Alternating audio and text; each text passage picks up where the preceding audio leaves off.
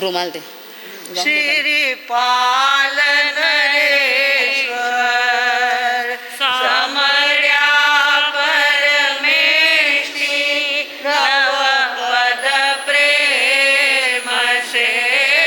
श्रीपाल नरेश्वर समर्या परमेष्टि नवपद प्रेम से।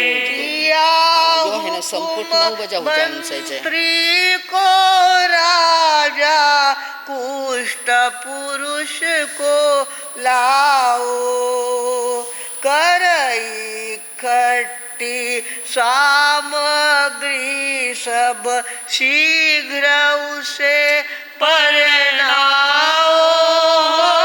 श्रीपाल नरेश्वर समर्या पद प्रेम से। श्रीपाल नरेश्वर समर्या परमेष्टि नवपद प्रेम से। राजन जंगल में घोड़े के ऊपर जाके आए। लड़का उन्होंने देखा, सारी बारात उन्होंने कोढ़ियों की देखी और घर आके कहा कि बस उसी लड़के से मुझे मैना सुंदरी की शादी करनी है। इसके लिए जाओ और उसके लिए घोड़ा ले जाओ, नए कपड़े ले जाओ, उसके शरीर पे चढ़ाओ वे कपड़े और उसको यहाँ गांव में लेके आओ। सारे गांव में हाहाकार हो गया। अरे कोढ़ी के साथ इतनी सुंदर लड़की, इतनी बुद्धिमान लड़की और कोढ़ी के पीछे राजा भेजेगा।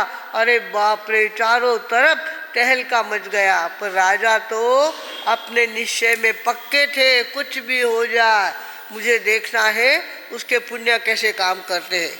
बेटी आप कर्मी कहते हैं ना, बाप कर्मी भी बेटी होती है। बाप अगर कुएं में धक्का दे दे तो कुएं में गिरना पड़ता है उसको, और बाप ने बचाया तो बेटी बचती है। अगर बाप का अस्तित्व नहीं मानती है तो देखना है इसका पुण्य क्या काम करता है। जिसके लिए राजा ने क्या कर दिया, आते ही कह दिया ब्राह्मण को बुलाओ, मंडप सजाओ और गांव में बहनों को बोल दो जल्दी आओ और गीत गाना चालू कर दो। आज ही शादी करके मैना सुंदरी को रवाना करना है। तो इसलिए क्या कहा, एक रण का भवरसु आओ विनायक करो अनचिति बिरदड़ी। एक पूछत पूछत नगर ढंढोरो सामे कोड़ी सब आय मिल्या। राजा पौपाल को प्याने बाई हठीला आई आफत आय पड़ी। ए तो नर नारी शहररा डर न लाग्या विपदा आकई आय पड़ी। सारे शहर के लोग घबराने लग गए। एक तरफ राजकुमारी का जबरदस्त हट्टी स्वभाव और दूसरी तरफ राजा का कोप। अब हम क्या करें, दोनों तरफ इस तरह का वातावरण देख करके शहर के लोग क्या करने लगे, घबराने लग गए, चुप हो गए। तो राजा ने कहा चुप मत हो, आगे काम करो, आगे के गीत गाओ, पीठी के गीत गाओ। क्या कहा, ब्याह में पीठी का गीत गावे ना, गीत गाओ। पीठी में ना सुंदरी री है आज रोवे सगड़ाही। बाई काढ़्या की साथे भाग कोढ़ी मिल्या ब्याही। नहीं सासरीरो कोई गाव आगे होशी काई।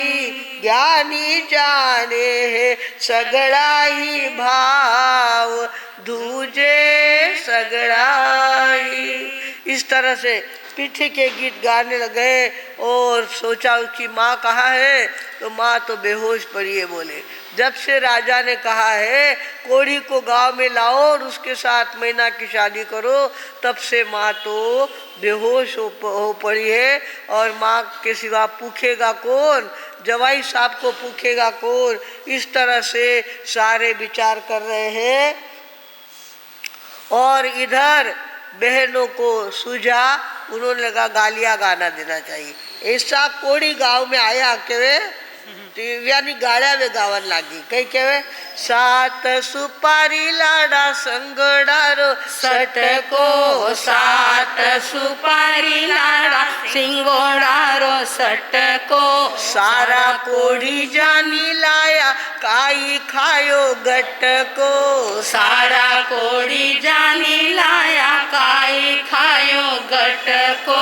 बेस तो थे लाया कोनी नहीं ब्लाउज रो बटको।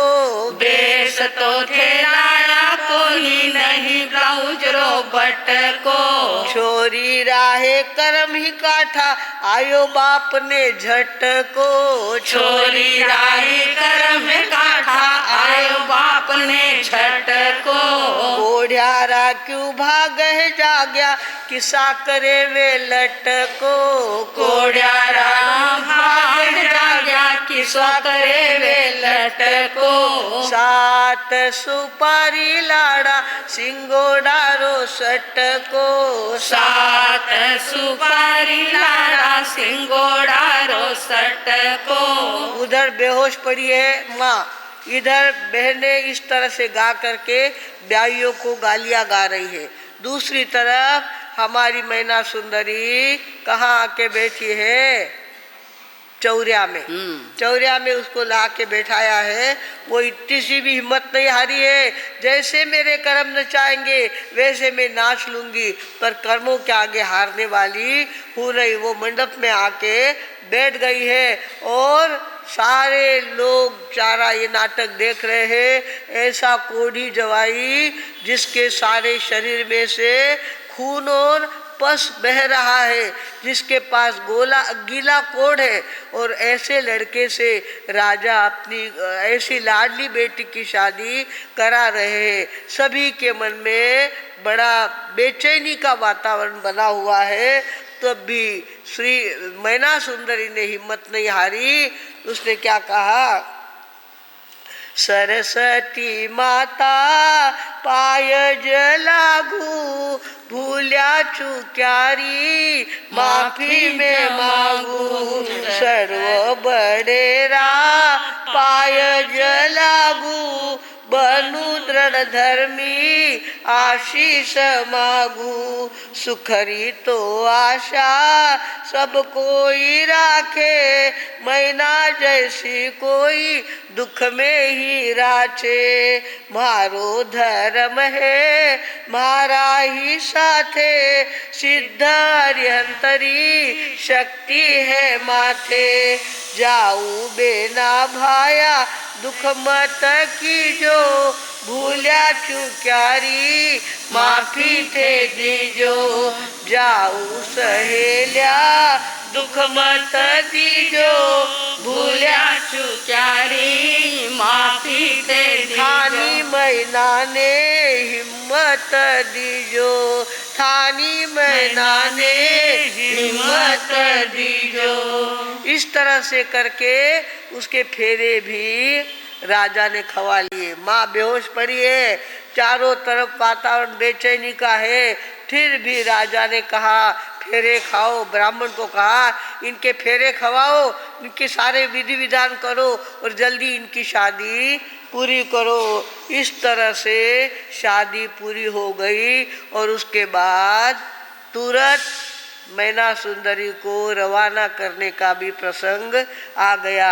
अब ब्याहियों को, इतने कोढ़ियों को कहाँ शहर में रखेंगे, इतने सारे कोढ़ी 700 कोढ़ी शहर में रखना कोई सामान्य बात नहीं थी। जल्दी इनको रवाना करना था। रवाना करने के लिए राजा ने पूरी तैयारी कर ली।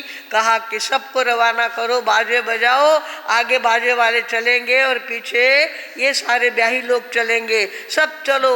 इस तरह से सबको क्या किया, चलने के लिए मजबूर कर दिया। हे मैना सुंदर चाली आज महल सुबन माहे, हे मैना सुंदर चाली आज महल सुबन माहे, हे कंचन वर्णी कायाजी, हे चाली कोढ़ी रे लार महल सुबन माहे, हे इस ब्याव नहीं देखो नहीं सुन्यो, हे इस ब्याव नहीं देखो नहीं सुन्यो, हे बाप भेजे बेटी आज महल सुबन माहे, हे मैना सुंदर थारी माता जी, हे नहीं आई पूखन काज महल सुबन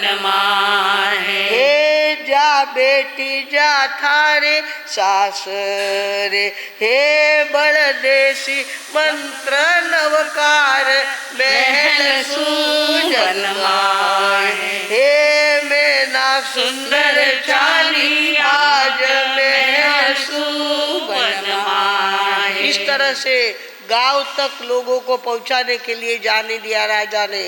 और जैसे गांव की वेश्या आई, वहाँ सबको ऑर्डर कर दिया कि सब यहाँ रुक जाए, कोई भी आगे नहीं जाएगा, जो आगे जाएगा उसको नगरी में वापिस नहीं लिया जाएगा। खाली मैना सुंदरी और उसके ससुराल वाले और उसका पति इतने ही साथ जाए, भाई को जाए नहीं। सारे गांव वाले वहीं रुक गए। अंधेरा हो रहा था, शाम ढल रही थी, आगे कोई ना दिया था ना कोई टार रास्ता था, कोई बात नहीं थी। और बाप के मन में तो ऐसी बदले की भावना जागी थी, किसा थारा पुण्य जी को मैं भी देखूं। अब इस तरह से बाप के मन में चैलेंजिंग विचार थे। और इस तरह से मैना सुंदरी को अकेली को सारा गांव इधर रह गया, सारे कोढ़ी और कोढ़ी श्रीपाद इनके साथ अकेली मैना सुंदरी, छोटी सी 14-15 साल की लड़की, और वो कहा उनके साथ अंधेरे में जा रही है। अंधेरा इतना ज़्यादा हो गया है, पैर दिखते नहीं, ये गड्ढा है जहाँ पत्थर है ये भी दिखता नहीं, ना लाइट की कोई व्यवस्था थी ना रास्ते की कोई व्यवस्था थी। ऐसे में पिता ने अपनी बेटी को क्या कर दिया, साथ में कुछ भी नहीं रवाना कर दिया। और साथ में शरीर के कपड़ों के अलावा कुछ भी दहेज नहीं दिया, एक गूंज सोना भी नहीं दिया। तेरे पुण्य तेरे साथ, जैसा तू आप कर्मी है तो आप कर्मी रहे, बाप के ऊपर भरोसा ही मत कर। और इस तरह से बाप ने कुछ भी नहीं दिया।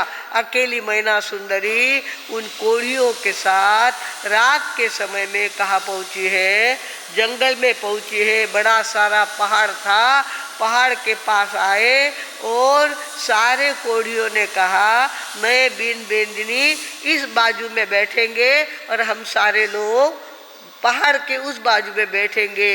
इस तरह से सोच लिया। ना तो सोने के लिए गद्दा है, ना कोई पलंग है, ना कोई व्यवस्था है, ना कोई पानी का लोटा ला के देने वाला वहाँ पे है, कोई व्यवस्था नहीं है। और ऐसी अव्यवस्था में मैना सुंदरी को पिता ने रवाना कर दिया है। अब मैना सुंदरी है, मेरे भाग मेरे साथ है, मेरा मंत्र मेरे साथ है, मेरा धर्म मेरे साथ है। जो कर्मों में लिखा होगा वही होके रहेगा। मैं हिम्मत हारूंगी नहीं, मैं डरूंगी नहीं, राजा के शरण जाऊंगी नहीं, नहीं भावसा अबे मैं इसे नहीं करूँगा, थे मैंने माफ़ करो, ऐसा कुछ भी उन्होंने कहा नहीं है। और जंगल में सिर्फ गई है। अब आगे जाके देखो धर्म कैसा उद्धार करता है, धर्म कैसा रास्ता दिखाता है, धर्म कैसा उजाला देता है, धर्म कैसा प्रकाश देता है, ये तो सुनने से पता चलेगा। भगवानों, आज तो हमारे मैना सुंदरी की शादी हमने कर ली है, आगे उसके ज़िंदगी में बहुत मोड़ आने वाले हैं और धर्म के प्रभाव से कैसे उसके ज़िंदगी को प्रकाश मिलता है ये तो सुनने से पता चलेगा। आज इतना ही बोलकर अब मैं विराम लेती हूँ। ओम शांति।